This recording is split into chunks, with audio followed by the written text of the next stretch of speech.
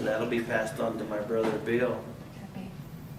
And as a keepsake. You know, my dad, as you know, like my brother Wayne was a scrapper.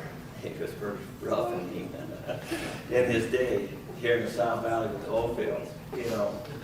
And I remember Perky Wheeler, the line officer, said, if you're ever in trouble, call the enforcer, call Jim, he'll come take care of it.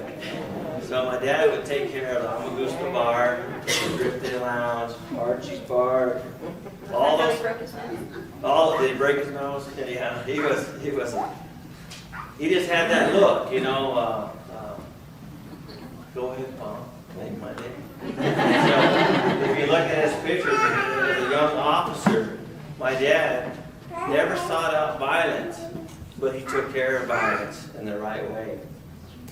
My dad was not a perfect man, by no means, but he was always out there defending anybody and everybody he could, whether high or low. That was my dad. I have to tell you a story. One time I was coming down this little boulevard, and this truck came out of Pizza Hut right there, you know, and he almost sideswiped me, and I honked him my horn, he got in front of me, and he was acting like he was going to back up and reverse and stuff, you know, and then he got beside me.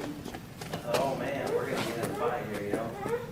And so he whips over, and I'm going to turn left, you know. And so he comes up behind me, and he starts bumping my car and stuff, you know. And he was an older guy. I was only 16 or whatever. I happened to look in the mirror, and there's my dad. 4 cars down, you know. Oh, I got this, because I know he's going to help me, you know. So the guy is, you know, I know he was drunk. So anyhow, so I whipped it off on Row Bravo. Then I go to get out of the car, and this guy gets out of the car, and my dad drives straight. He never seen me. Oh my gosh, I was scared, you know. I had to take off. You know, it was really crazy. But a few stories like that. One time I was going to go pick up my wife for work at Sears, so I was going to Joe Sanchez. And I don't know what it is about the South Valley. It was rough in the 70s, and I'm sure it's still rough in the 19s as well, right? So I go around Joe Sanchez, and these 2 guys in this car almost hit my truck. And then they come back around and was chasing me, so I got out on Joe Sanchez, and I fought both of them. And so that's a very hard thing to do. I don't think I lost, but I sure didn't win. But anyhow, Steve may remember this or not. So I come home, I come down this lead, I come down this lead this way, and there's a car wash. There's a car wash about a block and a half from here, right? So I got my wife, I was coming down, and I seen them over at the car wash. There was a whole bunch of them, you know, a whole bunch of them. Oh my gosh.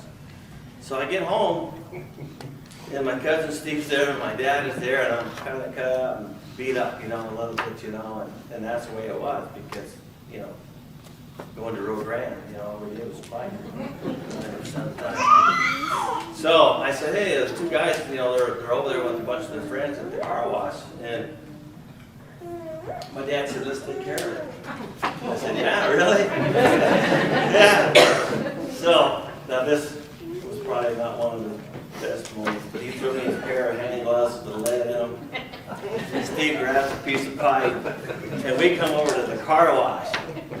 And my guy, we pulled up. We were in somebody's pickup. Was he in your pickup? Oh, so Steve, he jumped out with like a 3/4 piece of gas pipe. I jumped out with lead gloves. My dad has 245s on. He says, just take care of it, boys. I'll just have it. So we started chasing this guy around, and of course, you know, I had to say it was, you know, there was a lot of lowriders there and stuff, and pretty soon you heard, I mean, cars are going all over the place, wrecking, and Steve, this poor kid was driving a little Fiat or something, his mom's car. Steve puts a hole through the guy's trunk with a piece of pipe, you know. Anyhow, so we get in the car, truck, we take off, and pretty soon, here comes all the cop cars. Here comes all the cop cars and stuff. You know. So we go down a couple roads, and this kid, or whoever, he comes up behind us. He said, oh, I didn't know you guys were the Strodes. I'm sorry. It won't happen again, you know. So that was a highlight, wasn't it? But there was a lot of stories, you know, I could tell about my dad defending us as kids and different things, you know. One time, same place, Foothill, Joe Sanchez, me and my older brother are riding motorcycles down. So we're going down the road, and person, bam, something hit me in the head. I was dazed. I couldn't figure out what was going on, and I get stopped. And my brother says, "You okay?" I said, "That old man picked up a 5-gallon bucket. It had about that much dirt in it, and he threw it at me. It hit me in the head. He didn't like the sound of the motorcycle." You know? So I'm still dazed a little bit, and so all the sons came out of the house, and they started telling my brother a bunch of stuff. So my brother was my defender too. So he jumped off the bike and he started shooting it up. So I go down to get my dad, my hero, my John Wayne.